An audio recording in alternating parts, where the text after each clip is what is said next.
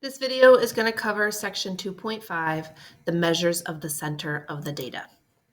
So the center of a data set is also a way of describing location. So we were talking about describing location of data, like where, so for quartiles and percentiles, where's 25% of our data? Where, at what point does 30% of our data fall, lower than or up to that point, quartiles and percentiles. So center is another way to describe location in our data. So the mean, which is also the average, this is the most common measure of center and one that we're all probably pretty familiar with. This one, you add up all the data points and you divide by the number of data points that you have. In Excel, we use the formula equals AVG and then highlight your data to find the mean. So it's average is the name of that formula. The median is another measure of center. And in this case, we've talked about this median before, right? You have to order the data, find the number that splits the data into two equal parts. And we have a formula for that in Excel as well. And the median is a better measure of center when there are extreme values or outliers. So something really high or really low. Because the median is not affected by the precise numerical values of the outliers because it just divides our data 50% above and 50% below. So we know the formula in Excel is equals median, highlight your data to find the median. I would use this one over the quartile one if we're talking about measures of center.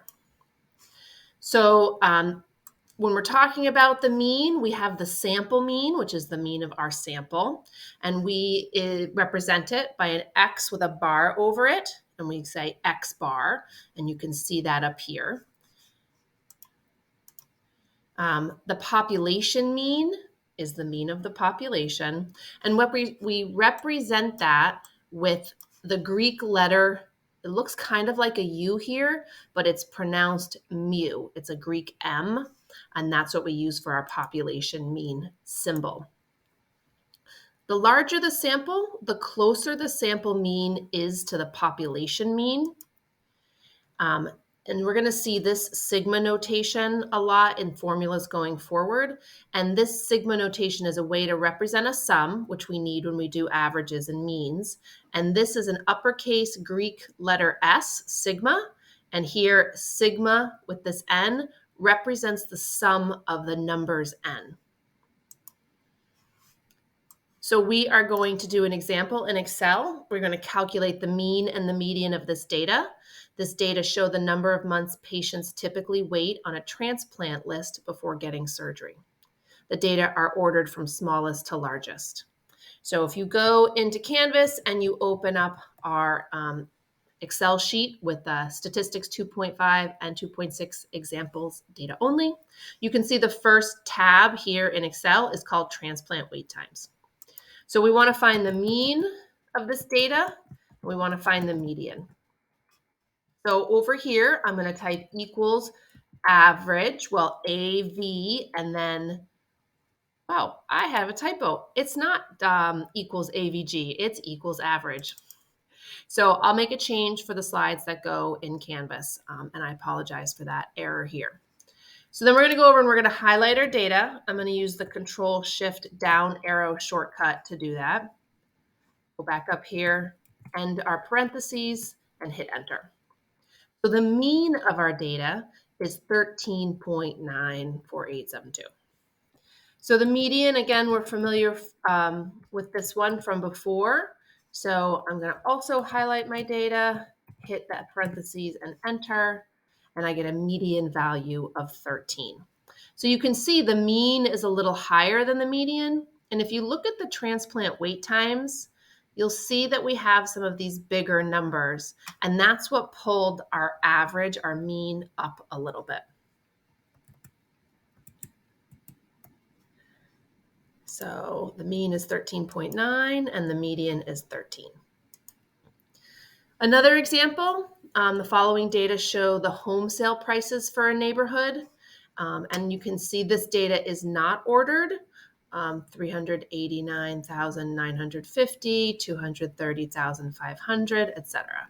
So we're going to go back to our Excel sheet and do the same thing, calculate the mean and the median. So the second tab is real estate prices. I'm just going to make them a little bit bigger. Same thing, we're going to do the mean and the median of these real estate prices.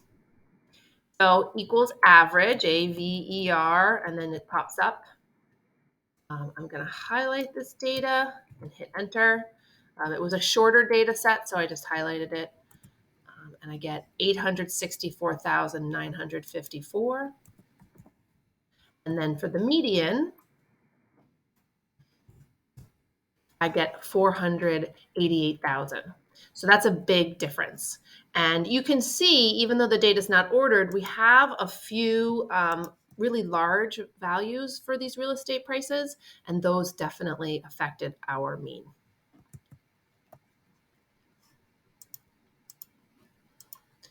So in this case, which one do you think is better representative of the data, the mean or the median? And in this case, it would be the median because the mean is affected by those two large prices. And I think, as I said, a lot of times home prices will be reported as like what the median home price is, because those really high ones, you don't want that to skew the data.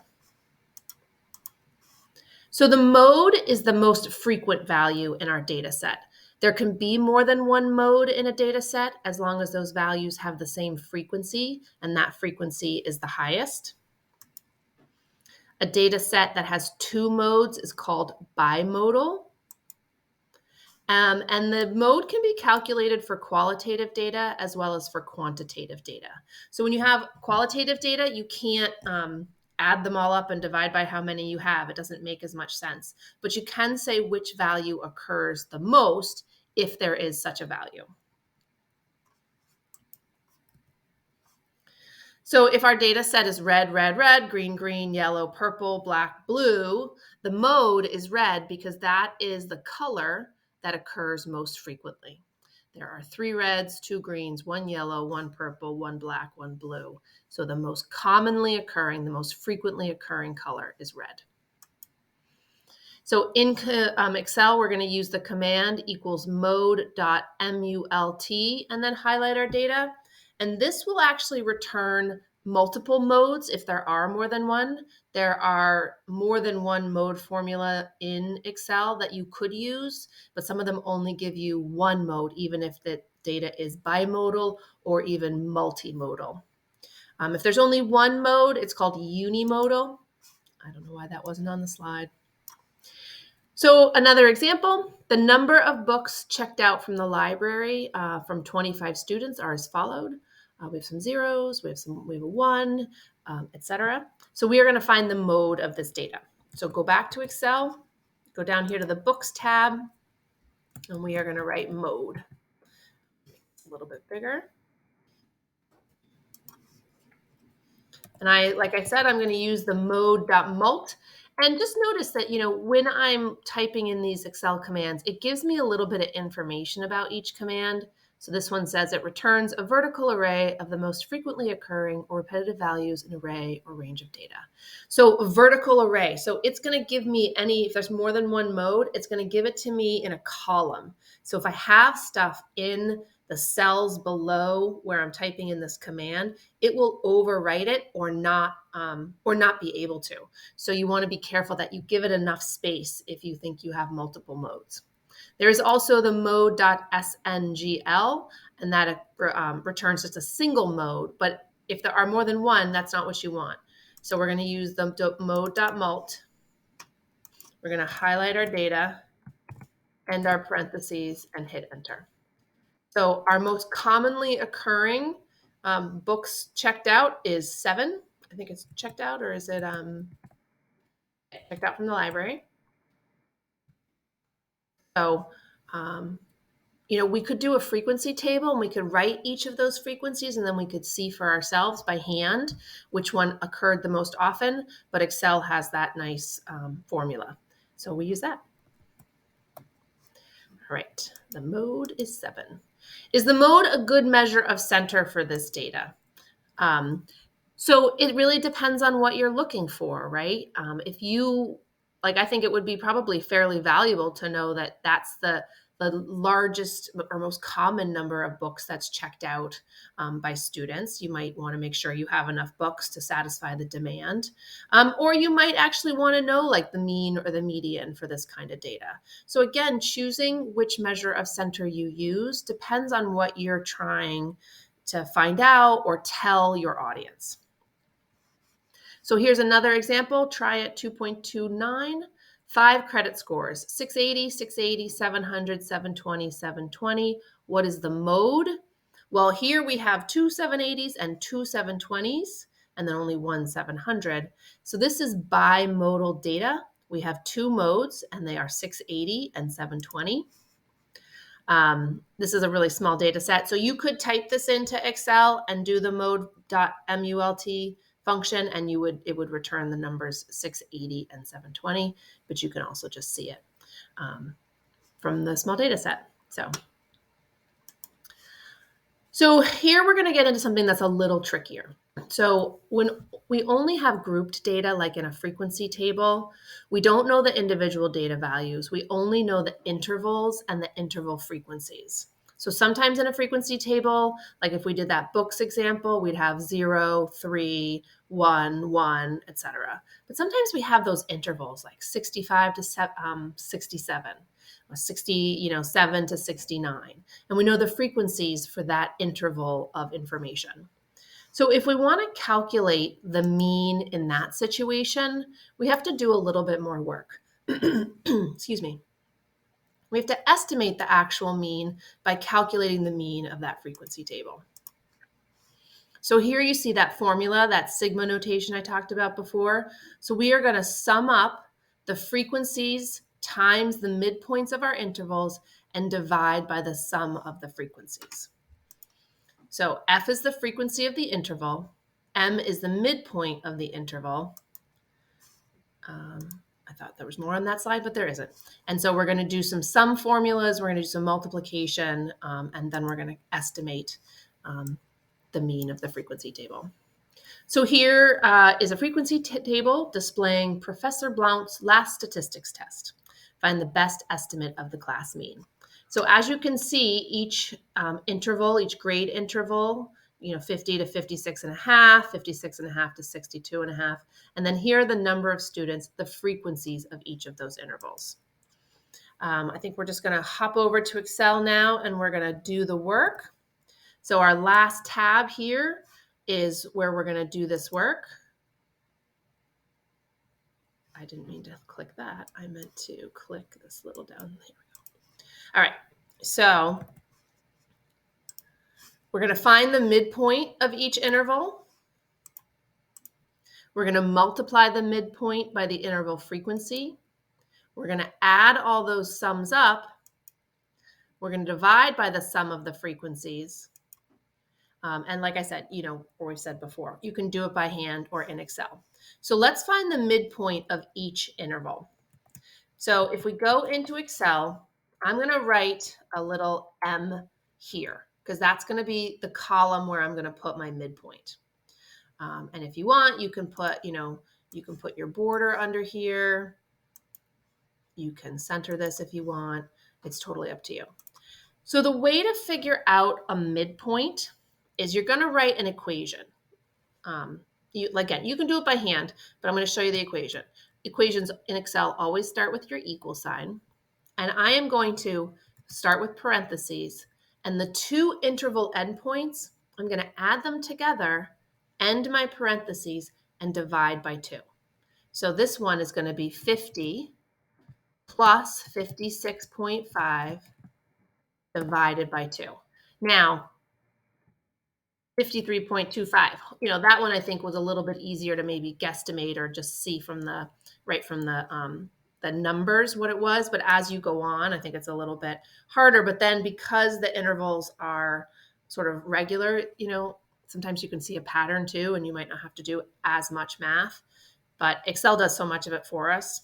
Now we can't copy this down. We have to type in each individual one. So this is 56.5 plus 62.5, and my parentheses divide by 2. And then 62.5 plus 68.5 divided by 2, 68.5 plus 74.5 divided by 2.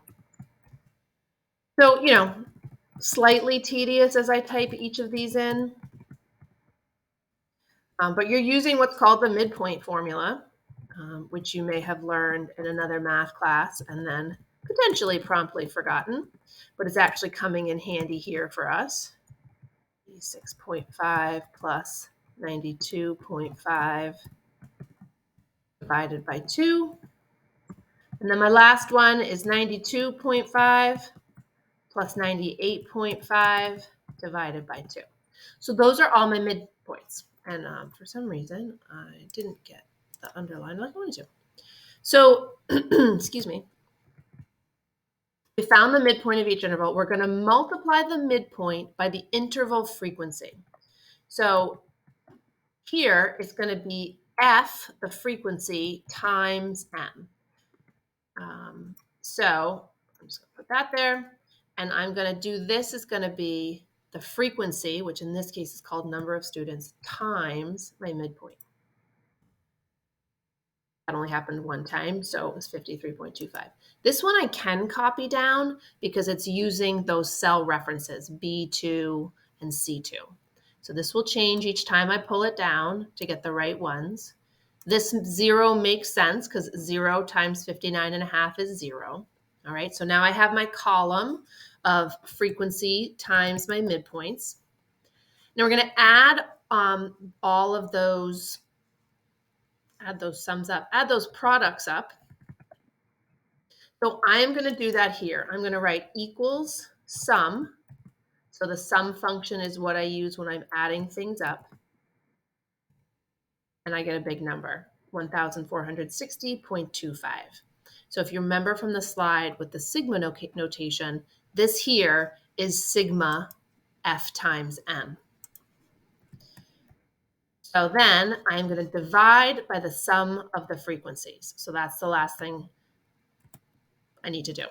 I need to sum up the frequencies because I haven't done that yet. Maybe we know it from the problem. Maybe we are going to just do another sum function here. And so the estimate of the mean of the frequency table is equal to that number divided by 19. So the estimate of the mean for that data set is 76.9. Okay, one more data point. Well, our grades are with one data point or decimal point, so we should have two. Let's see what I did. Yep, I kept 2 down here. So as you can see, I have my midpoint, I have my frequency, I renamed it f times m. Those are my frequency times my midpoint. I have my total number, and when I divided it by 18, I got 76.86. So that's a little bit more work than some of the other mean, median, and mode things that we do. But sometimes when we have this situation, it's what we have. So we have to do the extra work. So that is the end of this section on measures of the center of data.